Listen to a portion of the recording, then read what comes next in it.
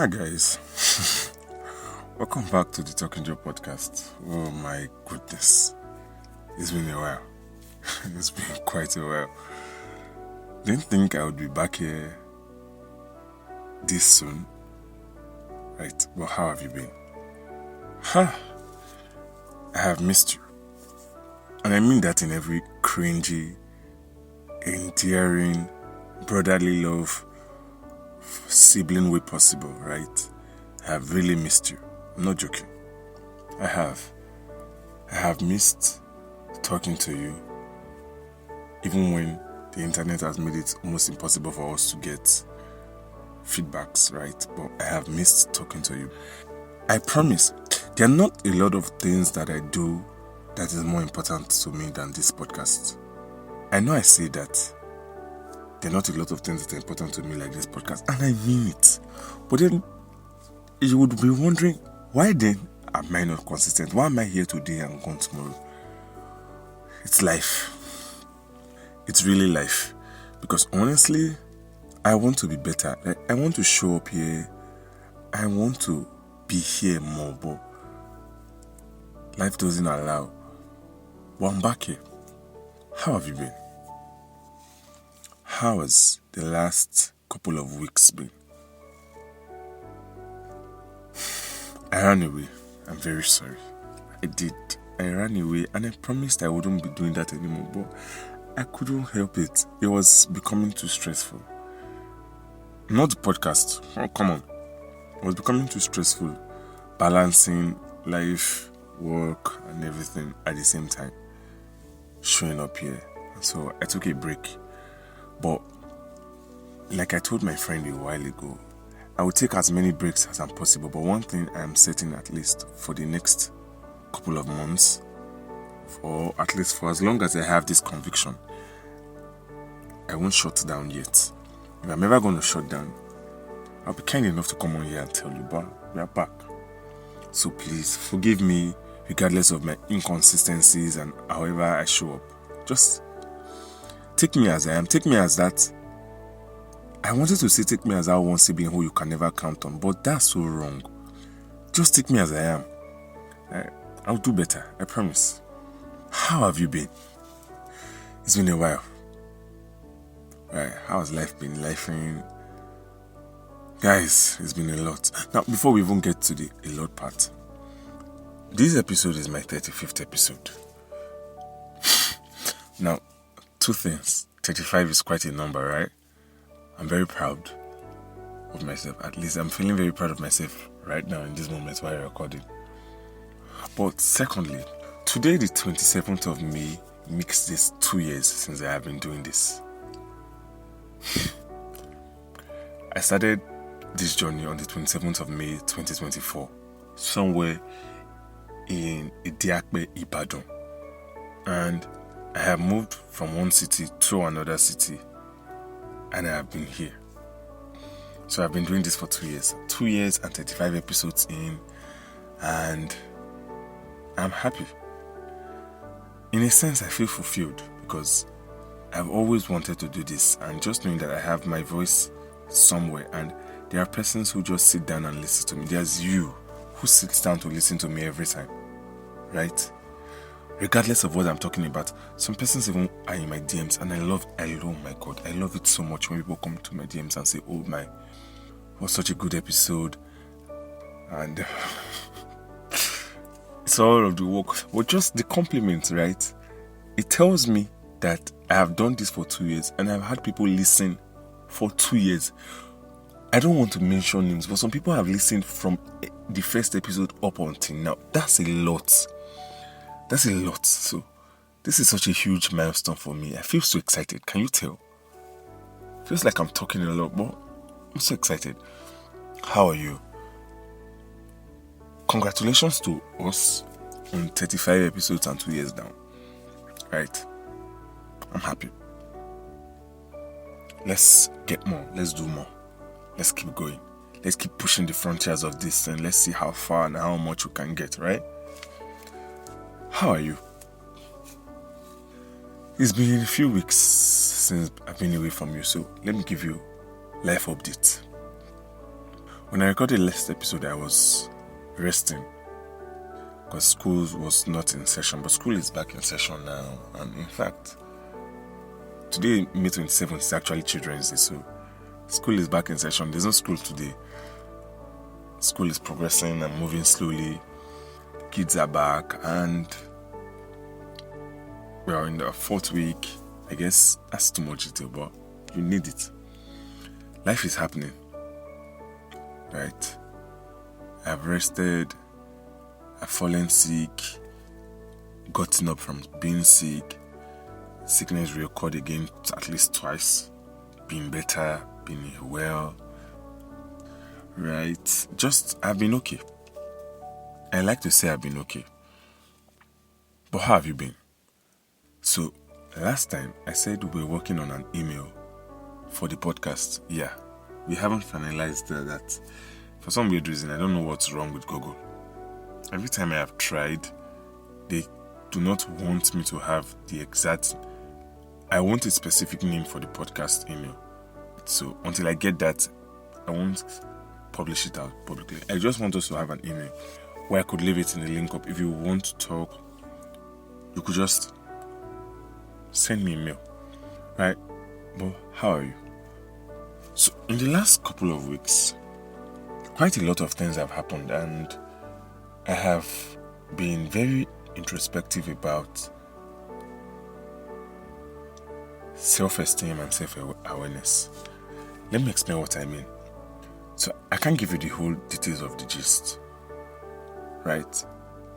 But I've interacted with at least 2 separate persons who made me reinstate and believe my firm position that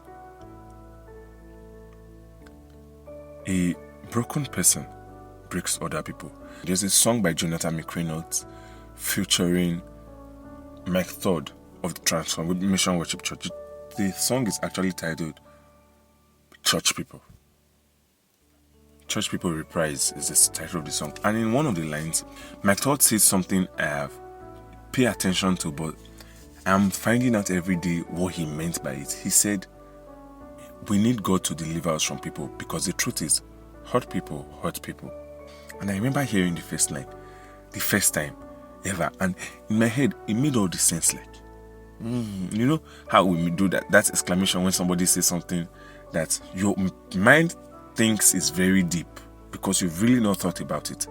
But when you think about it, you sometimes find out that thing is deeper than you give credit. Like when you sit down with yourself alone and then you think about it, the that you make, that sound, due to how deep it was, becomes way deeper than it is now. It is when you first made it. You're just like, wow, that's so good.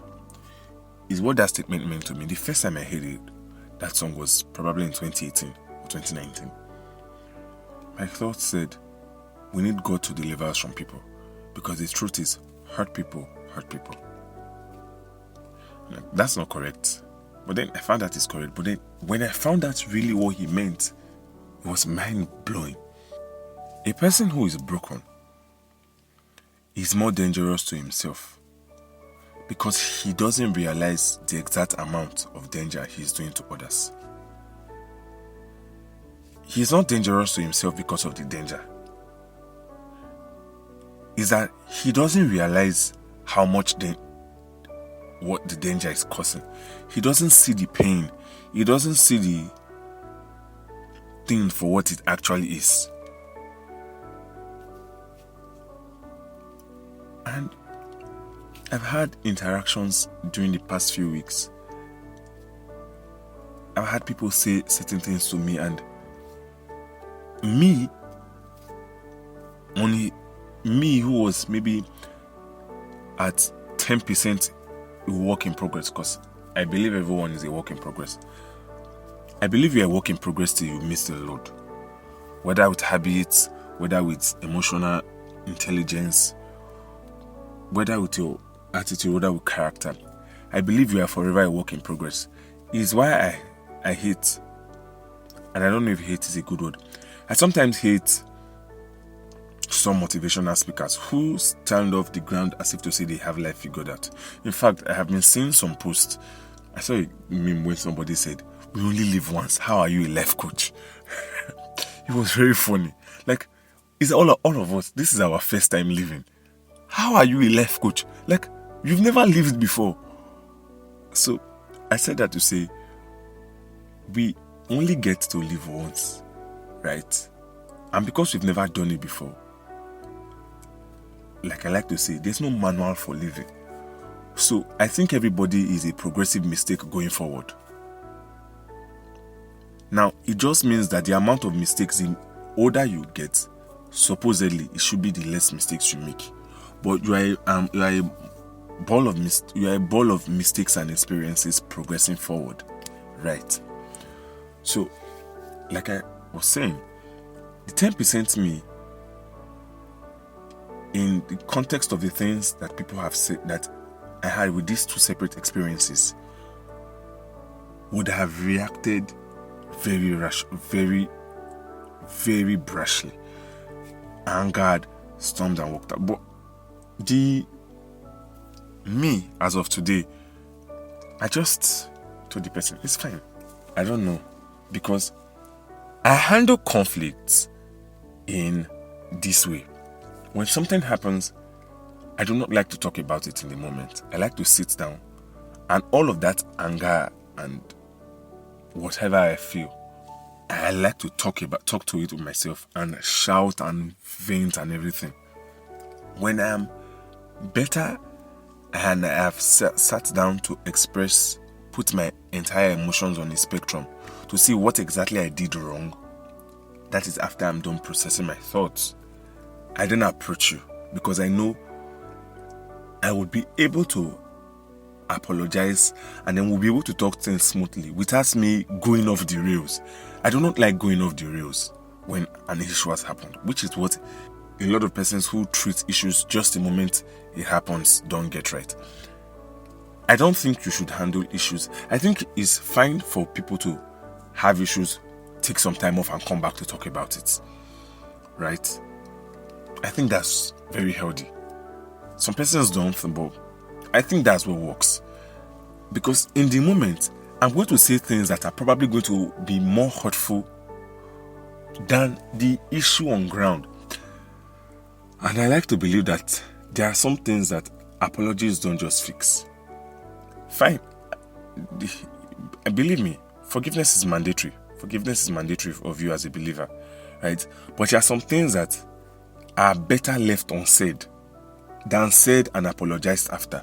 There are some things you shouldn't say and don't even get to apologize after. There's just a way it comes off, right? The apology won't fix. Like I like to tell myself, when you say something that you do not mean to say and you apologize and they tell you they've forgiven you, they truly would have forgiven you. But there's a thing about a light in which they see you that may never change. Sometimes that's the thing. That's way that they continuously view you forever. And it's not a thing of unforgiveness. It's that your mind can't help it. That when I see you, I see this pattern. Right? So it's just that idea that, you treat things and treat them when it's safer to talk about it. Right? So I had 2 encounters, and like I said, the 10% of me just felt. So apparently, one of the encounters, and then the person said something, and then the person made something that wasn't about me. They made it about me, like, it was my fault. And genuinely, I had no business with the issue. I just wanted to help. And then he made it about me. Right?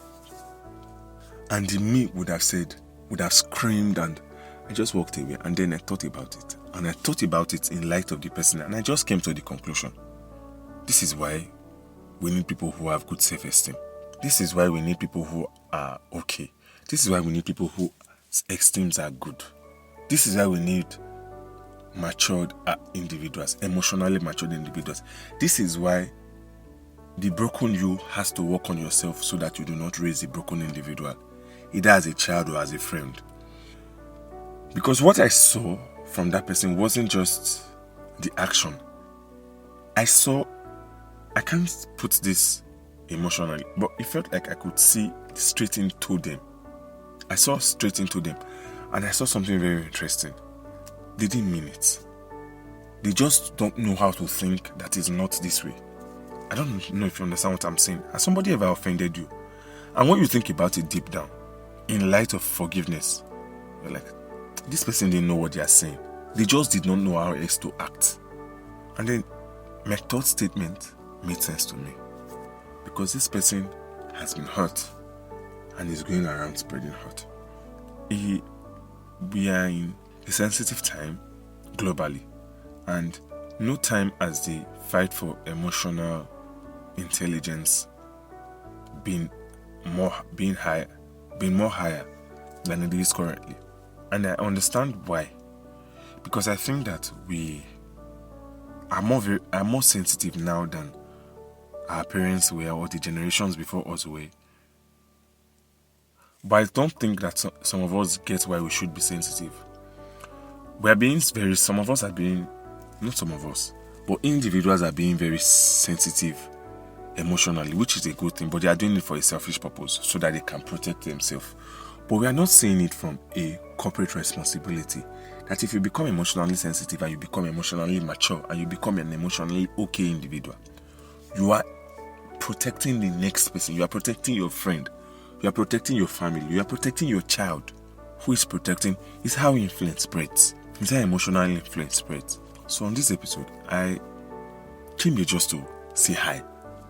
And I've successfully gotten to this point where I didn't mean to bring this long gist, but hurt people hurt people. I want you to not hurt people. I want you to not hurt yourself. Not just for yourself, but for the society at large. Right? It's been a while. I came to say hi to you.